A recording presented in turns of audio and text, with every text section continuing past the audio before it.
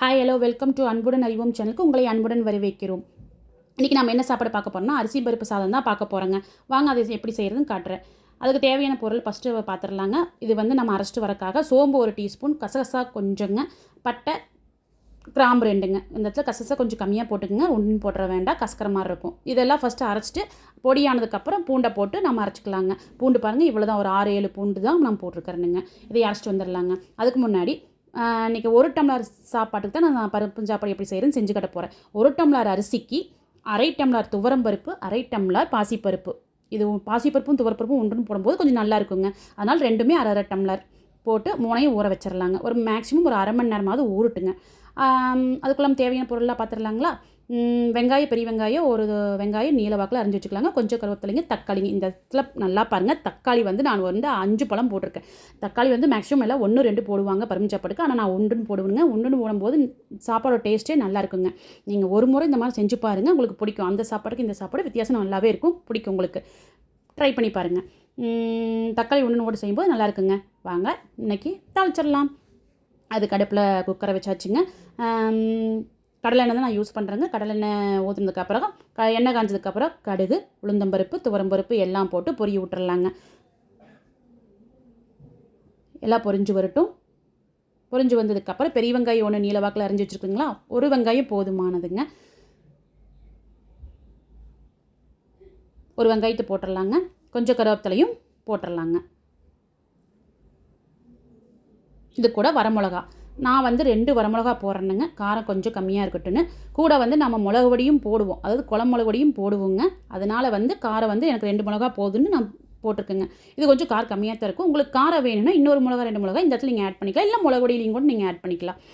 வெங்காயம் நல்லா கலர் மாதிரி வந்ததுக்கப்புறம் நம்ம அரைச்சிட்டு வந்த அந்த பட்டை கிராம்பு இருக்குது இல்லைங்களா, அதையும் போட்டுடலாம். இந்த இடத்துல வந்து பச்சை வாசம் போகிற வரைக்கும் வணக்கி விடுங்க. கொஞ்சம் அடி பிடிக்கும், அடுப்பை வந்து சிம்மில் வச்சுக்குங்க. ஆனால் இந்த இடத்துல பாருங்கள், வீடே மணக்குங்க. சும்மா கமன்னு மணக்குங்க. 4 வீட்டுக்கு அந்த ஸ்மெல் வந்து போகுங்க. நீங்கள் செஞ்சு பாருங்களேன், இந்த மாதிரி அரைச்சி போட்டு செஞ்சு பாருங்களேன். பாருங்கள், நல்லா கலர் மாறிச்சு, நல்லா வெந்துருச்சு. இந்த ஸ்டேஜில் நம்ம தக்காளி ஆட் பண்ணிக்கலாம். தக்காளி வந்து திரும்பி சொல்கிறேன், 1 டம்ளருக்கே நான் 4-5 பழம் போட்டிருக்கிறேனுங்க. செஞ்சு பாருங்கள், நல்லாயிருக்கும். திரும்பி சொல்கிறேன், செஞ்சு பாருங்கள், நல்லாயிருக்கும். இப்போ தக்காளி வெந்து வர்றதுக்காக நம்ம உப்பு சேர்த்திக்கலாங்க. நான் 1 டம்ளர் சாப்பாடுக்கான உப்பை நான் இந்த இடத்துலேயே சேர்த்திக்கிறேனுங்க. நீங்கள் கடைசியில் டேஸ்ட்டு பார்த்துட்டும் கூட கொஞ்சம் சேர்த்திக்கலாங்க. உப்பும் மஞ்சத்தூளுங்க, 2ஐயும் போட்டு, மஞ்சத்தூள் இந்த இடத்துல கொஞ்சம் உண்டுன்னு போடுங்க. அப்போ தான் சாப்பாடு கொஞ்சம் கலராக இருக்குங்க, நல்லாயிருக்கும்.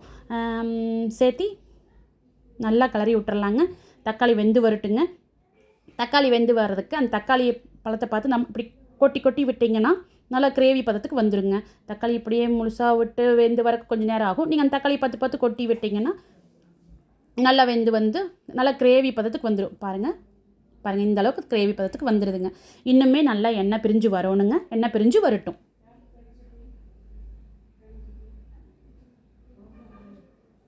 உங்களுக்கு காட்டுறேன் பாருங்கள். எண்ணெய் பிரிஞ்சு அந்த நல்லா அந்த தொக்கு மாதிரி எப்படி ரெடி ஆகிருக்கும் மட்டும் பாருங்கள்.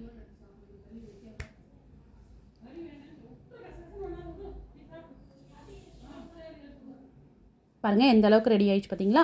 இப்போ இந்த ஸ்டேஜ் போதுங்க. நல்லா எண்ணெய் பிரிஞ்சு வந்துருக்குது, உங்களுக்கு தெரியுதுங்களா. வரும் கிரேவி எந்த அளவுக்கு இருக்குதுன்னு பார்த்தீங்களா. அப்போ தான் சாப்பாடெல்லாம் வந்து அந்த எசன்ஸ்லாம் நல்லா இறங்கி வரும்போது நல்லா இருக்குங்க.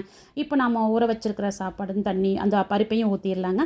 இப்போ வந்து நான் 1 டம்ளர் அரிசி போட்டிருக்கேன் இல்லைங்களா, நான் வந்து 4 டம்ளர் தண்ணி ஊற்றுவணுங்க.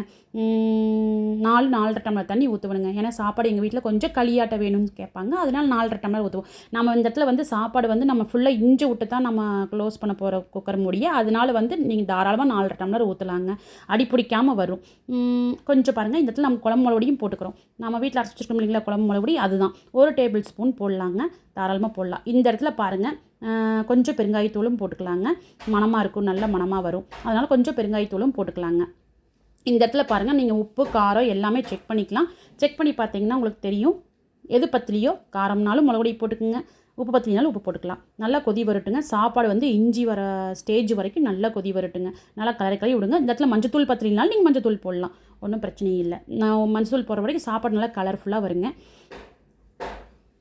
பாருங்கள், நல்லா கொதிக்க ஆரம்பிச்சிருச்சு பாருங்கள். நல்லா தண்ணியெல்லாம் இஞ்சி ஆரம்பிச்சிடுது. இந்த ஸ்டேஜ் போதுங்க.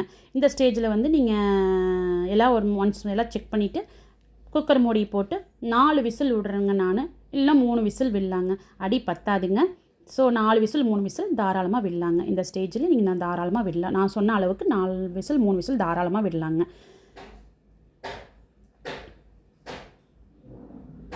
விசில் விட்டு விசிலெல்லாம் அடங்கினதுக்கப்புறம் உங்களுக்கு சாப்பாடு நான் ஓப்பன் பண்ணி எப்படி இருக்குதுன்னு காட்டுறேன் பாருங்கள்.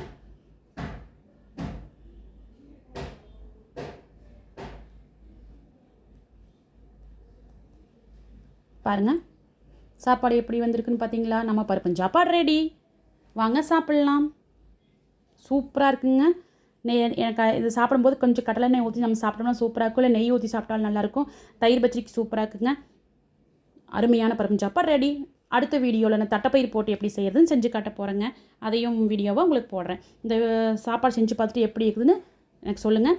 இந்த வீடியோ பிடிச்சிருந்தா லைக் பண்ணுங்கள், ஷேர் பண்ணுங்கள், கமெண்ட் பண்ணுங்கள். மறக்காமல் சப்ஸ்கிரைப் பண்ணுங்கள், சப்போர்ட் பண்ணுங்கள் ஃப்ரெண்ட்ஸ். செஞ்சு பார்த்துட்டு கமெண்டில் சொல்லுங்கள். ஓகே தென் பாய்.